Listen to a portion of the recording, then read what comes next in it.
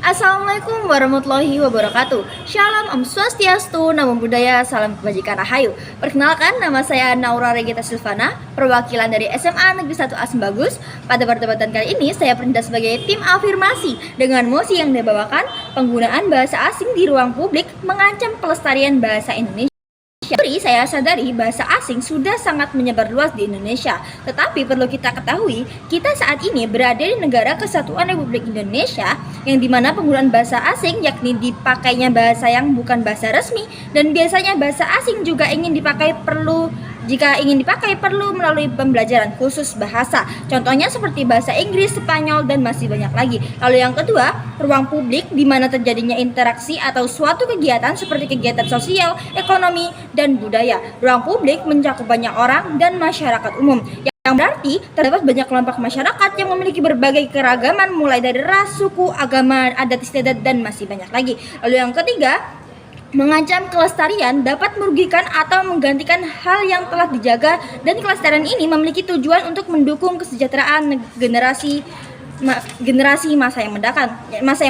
Lalu yang keempat, bahasa Indonesia merupakan ciri khas dari negara Kesatuan Republik Indonesia, yang dimana bahasa Indonesia merupakan bahasa resmi nasional yang digunakan di seluruh wilayah negara Kesatuan Republik Indonesia. Juri, adanya mosi ini dikarenakan di negara kita ini, yakni bangsa Indonesia, yang pada saat ini sudah banyak sekali masuk bahasa asing yang mempengaruhi terhadap bahasa resmi bangsa Indonesia. Saya sangat setuju pada mosi ini, karena ketika bahasa Indonesia sudah tergantikan oleh bahasa asing, bagaimana nasib generasi yang akan datang? Saya sangat setuju dengan mosi ini dikarenakan yang pertama, ketika bahasa asing digunakan pada ruang publik akan membuat masyarakat yang mendengar memiliki rasa ingin mempelajari bahasa asing yang digunakan. Ketika hal ini sudah terjadi, maka bagaimana negara kita dapat melestarikan bahasa resmi bangsa Indonesia? Jika lebih banyak warga negara Republik Indonesia yang lebih minat terhadap bangsa asing, apakah kita dapat melestarikan bahasa Indonesia?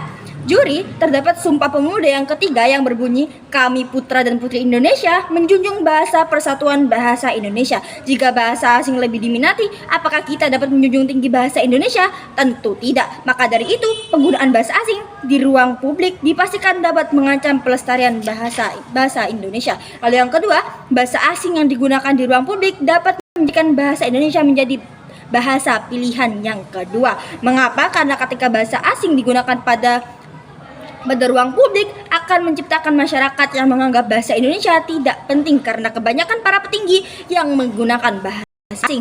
Hal ini membuat bahasa Indonesia tidak bernilai, yang berarti hal yang tidak penting atau tidak berguna. Adanya kejadian tersebut membuat bahasa Indonesia dilupakan. Pada saat ini, Indonesia masih berada di peringkat ke-10 bahasa yang paling banyak digunakan. Lalu bagaimana ketika bahasa Indonesia dianggap tidak penting? Bukankah akan menurunkan peminat bahasa Indonesia? Juri, dapat kita simpulkan bahasa asing akan sangat berpengaruh terhadap pelestarian bahasa Indonesia. Hal ini bahkan dapat mengancam terkikisnya bahasa Indonesia di negara Kesatuan Republik Indonesia sendiri. Bahasa asing dapat menggantikan bahasa Indonesia dan kelestarian bahasa Indonesia menjadi terancam. Saya tekankan, saya sangat setuju dengan mosi. Dari perdebatan ini jelas terlihat argumentasi yang saya paparkan sangat sesuai dengan fakta yang ada. Bangga menjadi tim afirmasi. Terima kasih. Wassalamualaikum warahmatullahi wabarakatuh.